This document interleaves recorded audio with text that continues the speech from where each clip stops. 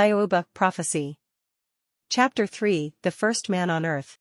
The priests had temples constructed and, to satisfy their desire for wealth and power, they taxed the people heavily.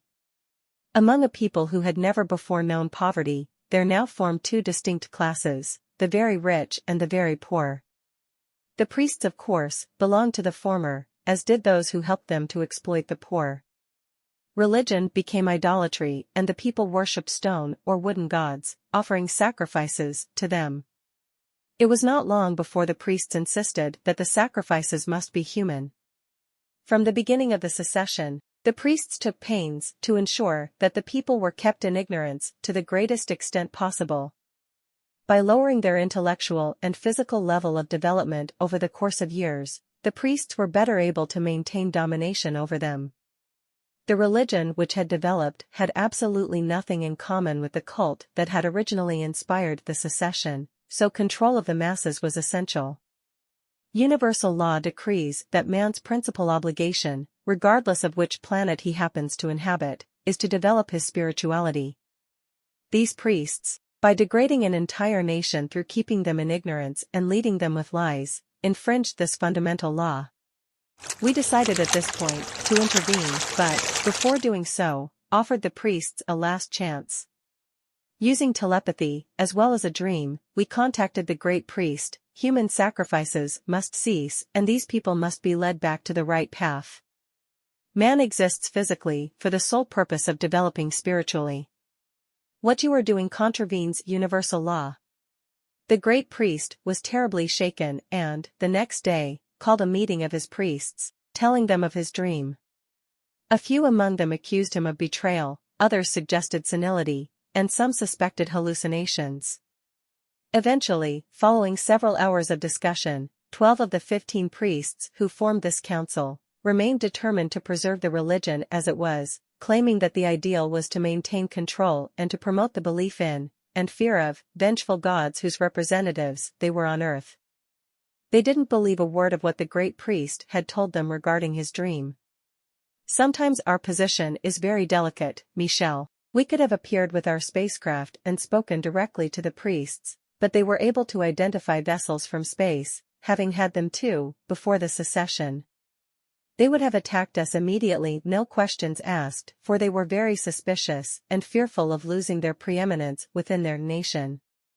They had formed an army and possessed quite powerful weapons, to be used to counter possible revolutions. We could also have destroyed them and spoken directly to the people in order to lead them back to the right path, but, psychologically, this would have been a mistake.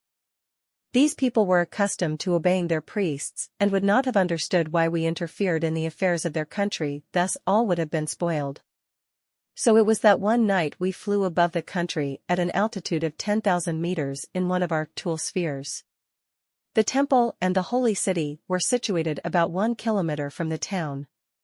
We woke, by telepathy, the great priest and the 2 acolytes who had followed his advice, making them go, on foot, to a beautiful park, 1.5 kilometers from the holy city. Then, by collective hallucination, we had the guards open the jails and release the prisoners. Servants, soldiers, in fact, all the inhabitants of the holy city, with the exception of the 12 evil priests, were evacuated. Inspired by strange visions in the sky, everyone ran for the other end of the town.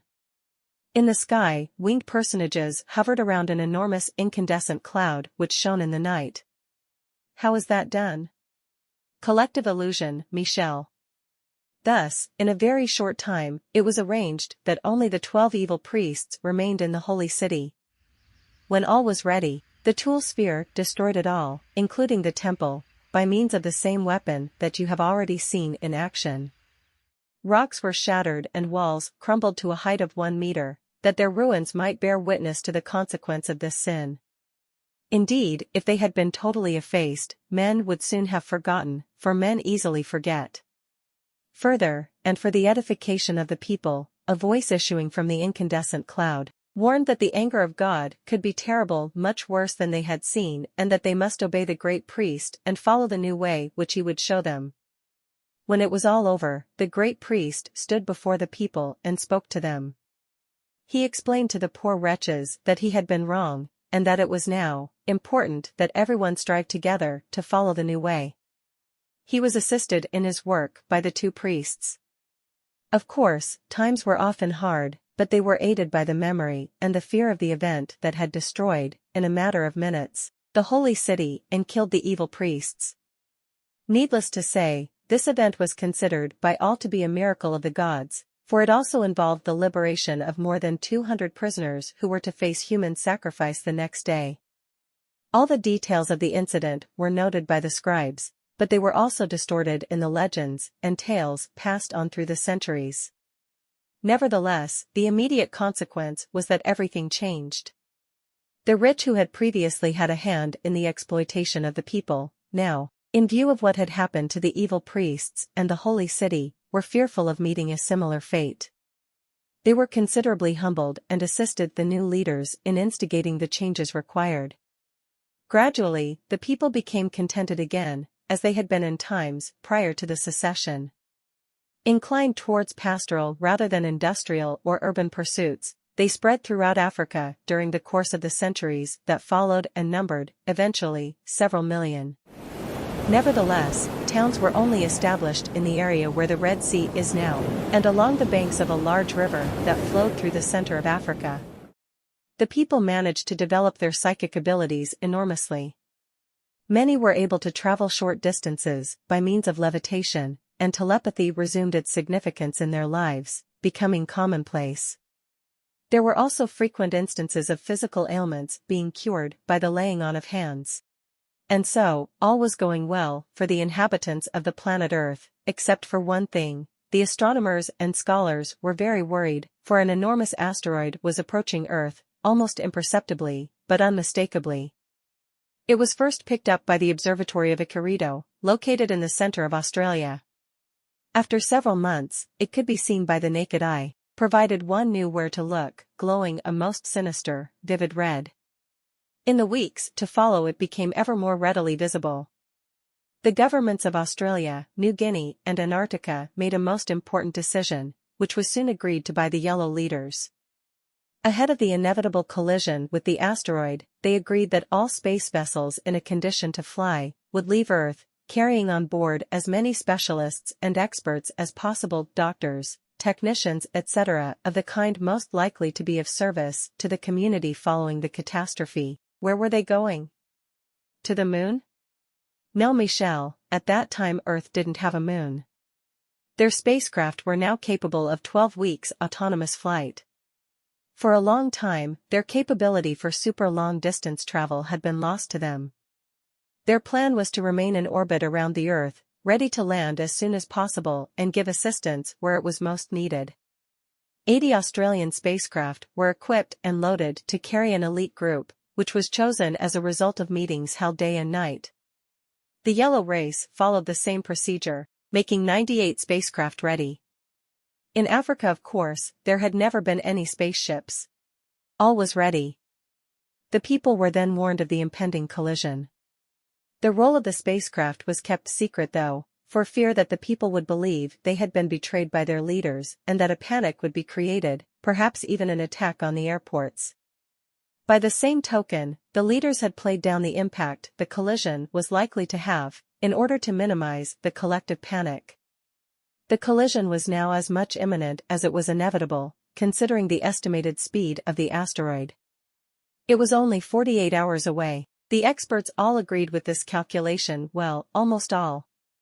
The spaceships were to take off together 2 hours before the supposed collision time. Their very late departure intended to allow them to remain in space for the full 12 weeks if necessary, following the catastrophe. It had been calculated that the asteroid would hit where South America is now. So, all was ready and the signal for takeoff to be given on D-Day, at 12 noon, Central Australian Time. Whether there had been an error in the calculations, although highly unlikely, or whether there was a sudden, unpredicted acceleration of the asteroid, it appeared in the sky at 11 a.m., shining like an orange sun. The order for takeoff was given immediately and all the spacecraft took to the sky. In order to leave Earth's atmosphere and gravitational force quickly, it is necessary to make use of a warp-1, which at that time, was above present-day Europe. In spite of the speed these space vessels were capable of, they had not quite made it to the warp when the asteroid hit Earth. When it entered the Earth's atmosphere, it had broken into 3 huge pieces. The smallest, which measured several kilometers in diameter, hit where the Red Sea is now.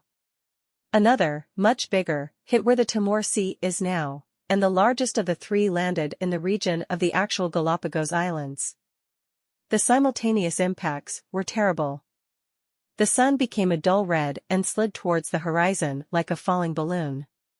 Soon, it stopped and climbed slowly, but when only to half the distance, it fell.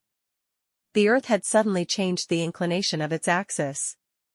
Explosions of incredible force occurred, for 2 larger pieces of asteroid had pierced the Earth's crust. Volcanoes erupted in Australia, New Guinea, Japan, South America, indeed, just about everywhere on the planet. Mountains formed instantly, and tidal waves, more than 300 meters in height, swept over 4/5 of Australia. Tasmania separated from the Australian continent, and a huge portion of Antarctica sank in the waters, creating 2 immense underwater canyons between Antarctica and Australia. An enormous continent rose from the waters in the center of the South Pacific Ocean. A huge piece of Burma subsided where the Bay of Bengal is now. Another basin of land subsided and the Red Sea was formed. Was there time for the spaceships to get out? Not quite, Michel, for the experts had made one mistake. It could be said in their defense that they could not really have anticipated what would happen. They had predicted the tilting of the Earth on its axis, but what they hadn't been able to predict was its oscillation. The spacecraft were literally caught and dragged in the backwash caused by the re-entry of the asteroid into the Earth's atmosphere. Further, they were bombarded by millions of particles coming from the asteroid and trailing in its wake. Only 7 vessels, 3 with black passengers and 4 with yellow, struggling with all the power they could manage, succeeded in escaping the horror occurring on Earth. It must have been a frightening sight for them to watch Earth change before their eyes. How long did it take for the continent you mentioned in the Pacific Ocean to emerge? Merely a matter of hours. This continent was raised by gaseous belts resulting from upheavals, occurring as deep as the center of the planet. The upheavals on the Earth's surface continued for months. In the 3 points of impact of the asteroids, thousands of volcanoes were created. Poisonous gases spread over most of the Australian continent, causing painless death within minutes of millions of blacks. Our statistics indicate an almost total annihilation of humankind and of animals in Australia. A count taken when calm was restored indicated a mere 180 people had survived. The poisonous gases were the cause of this frightful toll. In New Guinea, where less gas had drifted, there were fewer deaths. I have been wanting to ask you a question, Tao. Please do. You said that it was the black people from Australia who spread to New Guinea and Africa.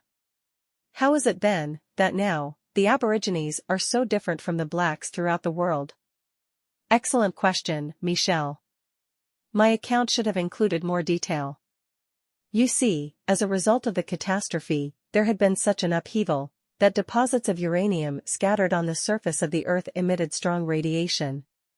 This happened only in Australia, and those who escaped death were badly affected, just as in an atomic explosion. They were genetically affected, so that today, the genes of Africans are different from those of Aborigines.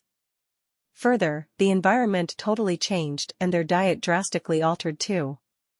With the progress of time, these descendants of Backwardtinians were transformed into the Aboriginal race of today. As the upheavals continued, mountains were formed, some suddenly, others within days. Crevasses opened, swallowing entire towns, and then closing, removing all traces of existing civilization. On top of all the horror, there was a deluge such as the planet had not known for eons. In fact, the volcano spat so many ashes into the sky simultaneously, and to such incredible altitudes, that the sky darkened. The vapor from the oceans, which in places actually boiled over an area of thousands of square kilometers, combined with the clouds of ashes. The thick clouds thus created burst with rain so torrential you'd find it hard to imagine. And the vessels orbiting in space? After 12 weeks, they were obliged to return to Earth. They chose to descend over the area we now know as Europe, having absolutely no visibility over the rest of the planet. Of the 7 vessels, only one managed to land.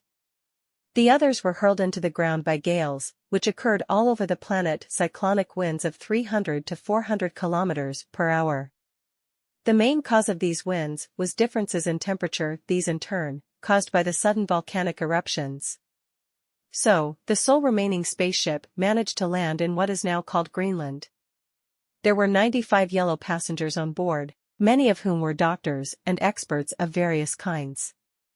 Having landed in extremely adverse conditions, damage was incurred which made it impossible for the vessel to take off again.